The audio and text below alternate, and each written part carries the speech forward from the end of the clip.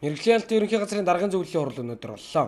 Тос хурлаар аймаг нийслэлийн суурьшлийн бүсийн хөрсний эрүүл ахуй бохирдлын байдалд хяналт шинжилгээ хийсэн дүнгийн талаар танилцууллаа. Нийслэлийн хувьд айл өрхийн хогны тээвэрлэлт сайжирсан учраас гудамж жалганд хог хоримтлагдах асуудал байхгүй болсон гэдгийг албаныхан онцолж байгаа юм а. Туурхай удирдлагын төвд ирж байгаа тэр хогтой холбоотой дуудлага бол ерөөсөө 7 хоногт нэгээс 2 л ирж байна. Энэ маань юу гэхээр тэр тухайн бүс нутагт үйлчлэгээ явуулж байгаа тээвэрлэгч байгууллага маань гэр хорооллын айл өрхөөс сардаа доотлон 1-2 удаа одоо тээвэрлэх үйлчлэгээ үзүүлж байгаамаа. Ингэснээр маань гэр хорооллын айл өрхүүд маань гудамж гуйж алганд одоо хогоо хаяхгүй тэр тээвэрлэлтийн графикийнхаа хугацаанд одоо өөрийнхөө хашаанд одоо хогоо зориултынхаа савнд хадгалаад хуваарт өдрөө бол хогоо ачуулж байгаа гэдэг байдал байна. Харин нийслэлийн хөрсийг хамгийн ихээр бохирдуулж туулгын бохирдолтод нөлөөлж байгаа нэг хүчин зүйл бол гэр хорооллын ил задгаа визсэх газар байдаг юм а.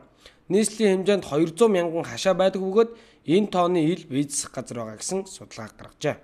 Саяны хяналт шинжилгээний явцад бол 370 өрхийг одоо сонгож судалгаа хийсэн байгаа. Ер нь бол нийслэлд 200 орчим мянган одоо хашаа байгаа. Тэгээ хашааны тоогоор ямар ч байсан ер нь бол энгийн визсэх газар байгаа гэсэн ийм судалгаа байдаг.